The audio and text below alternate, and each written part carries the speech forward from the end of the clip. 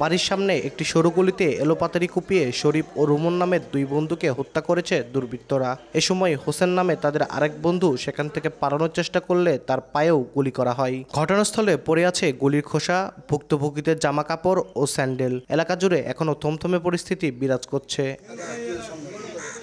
বগুড়া শহরের চকরপাড়ায় এ ঘটনা ঘটে। স্বজনদের অভিযোগ, ঈদের দিন বিকালে জেলা পরিষদের প্যানেল মেয়র সাজ্জিল আহমেদ টিপুর পরিবারের সদস্যদের সঙ্গে শরীফ ও রুমনের কথা কাটাকাটি হয়। এই তুচ্ছ ঘটনার জের ধরে ঈদের রাতে তাদের বাড়ি থেকে ডেকে নিয়ে ওই জনপ্রতিনিধি ও তার 20 থেকে 25 জন লোক নিয়ে এই নৃশংস হত্যাকাণ্ড চালায়।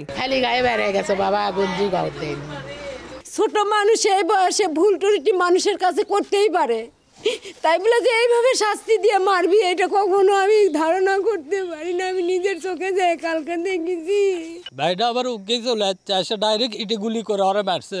নগদের কাছে সব গ্রাহকই প্রিয়, তাই তো সারা দেশে ক্যাশ আউট চার্জ সবচেয়ে কম। পুলিশ বলছে হত্যার কারণ ও জড়িতদের চিহ্নিত করতে কাজ চলছে। আমরা যাচাই বাছাই করছি আসলে কে কিভাবে কি ঘটনার সাথে জড়িয়ে গেল এবং এই ঘটনা কীভাবে ঘটলো। তো প্রাথমিকভাবে আছে এবং এই মুহূর্তে সে বলার মতো কিছু নেই। আমরা আমাদের তদন্ত শুরু করেছি।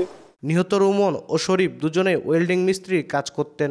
তাদের মরদেহ ময়নাতদন্তের জন্য শহীদ জিয়াউর রহমান মেডিকেল কলেজ হাসপাতালের মর্গে রাখা হয়েছে।